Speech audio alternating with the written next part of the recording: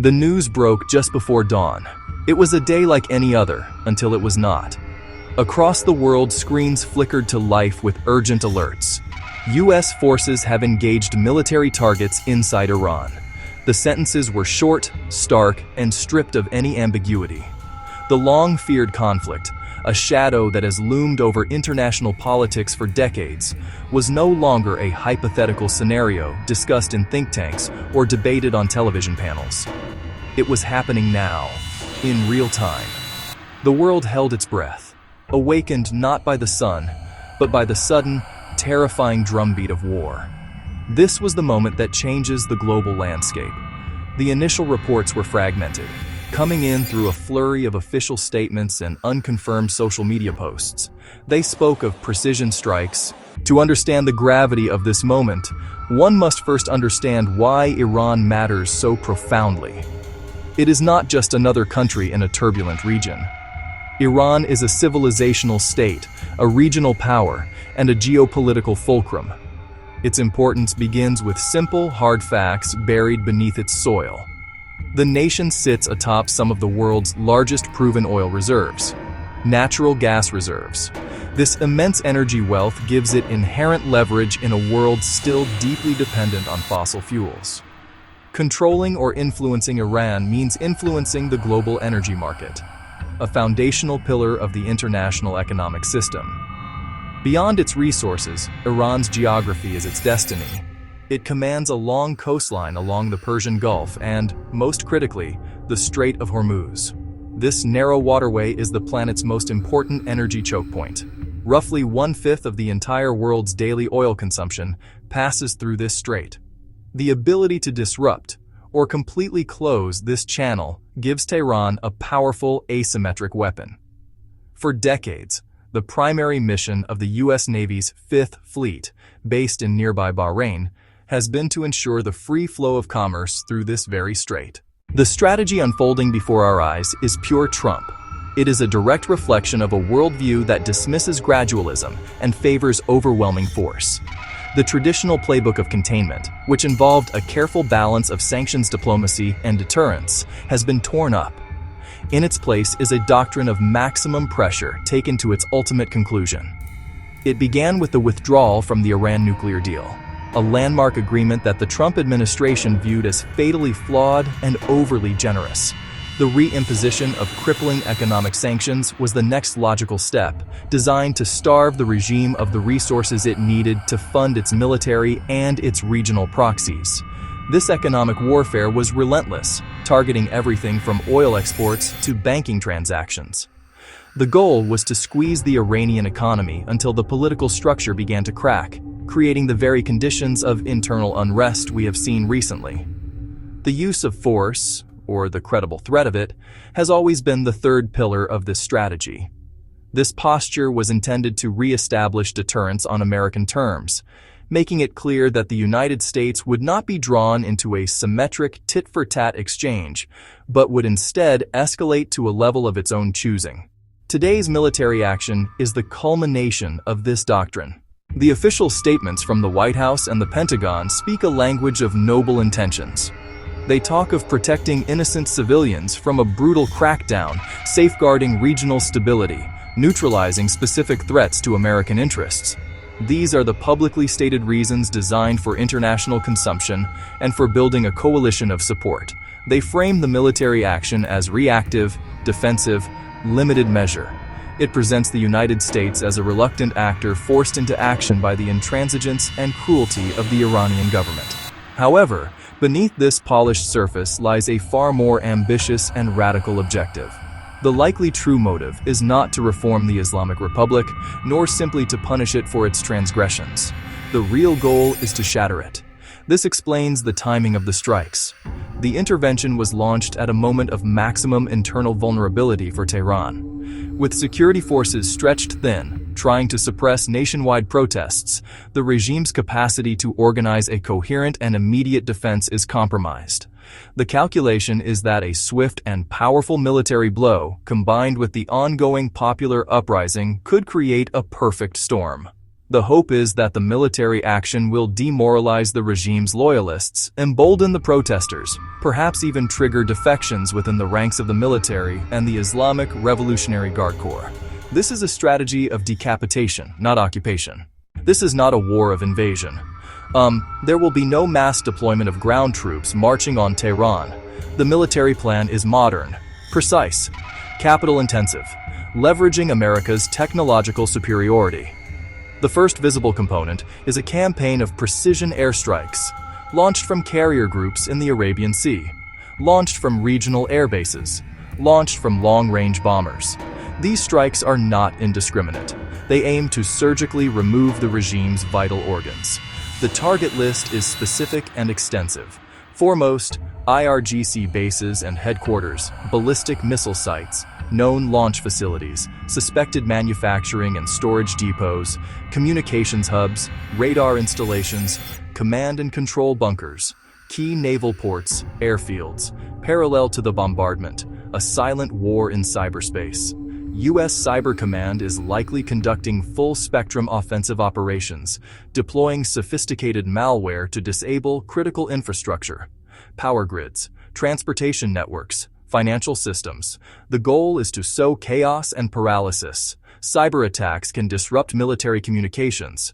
They can feed false intelligence to Iranian commanders. They can disable air defense systems, paving the way for airstrikes. The plan also includes covert operations. Special operations forces are likely on the ground, working with local opposition groups.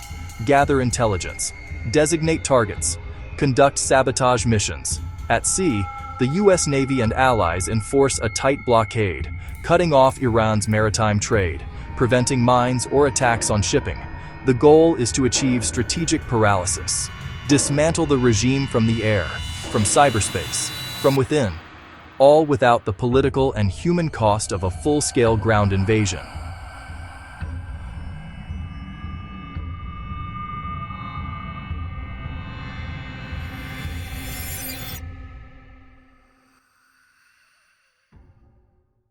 The conflict with Iran is inseparable from the global flow of oil. The immediate and most dramatic economic consequence of this military action will be its impact on energy markets. Iran itself is a major oil producer, and taking its supply offline would be significant. But its real power lies in its ability to threaten the supply of its neighbors. The Strait of Hormuz, which Iran can menace directly, is the artery through which a massive portion of the world's oil flows, primarily from Saudi Arabia, the UAE, Kuwait, and Iraq. Any military action in the region immediately introduces a war premium into the price of every barrel of oil. The United States military plan undoubtedly includes securing this choke point. The naval strategy is centered on keeping the strait open. However, even a successful effort to do so cannot prevent the market panic. Insurance rates for oil tankers transiting the Persian Gulf will skyrocket, making voyages prohibitively expensive. Some shipping companies will simply refuse to enter the zone, halting traffic regardless of naval protection. The mere risk of an Iranian mine, a drone strike, or a missile attack on a supertanker is enough to send shockwaves through the global oil market, causing prices to spike dramatically and immediately. This volatility gives the United States a powerful economic weapon, but it is a double-edged sword. For oil-importing rivals like China, a massive spike in energy prices would be a severe economic blow, potentially triggering a recession. It also hurts European and Asian allies who are heavily dependent on Middle Eastern oil. A sustained period of extremely high oil prices could trigger a worldwide economic downturn, which would ultimately harm the American economy as well.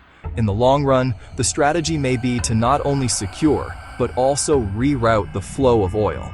A successful regime change in Iran could, in theory, lead to a new government that is friendly to the West. This is the grand prize. Iran cannot win a conventional war against the United States.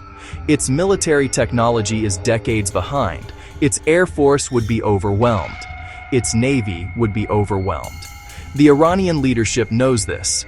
As a result, its response will not be symmetrical. Instead, it will retaliate asymmetrically. leveraging its unique strengths to inflict pain in ways that are difficult to defend against. The goal will be to raise the costs of the American intervention so high that it becomes politically unsustainable. The response will be diffuse, unpredictable, and spread across the entire region. The first and most immediate avenue of retaliation is through its network of proxies.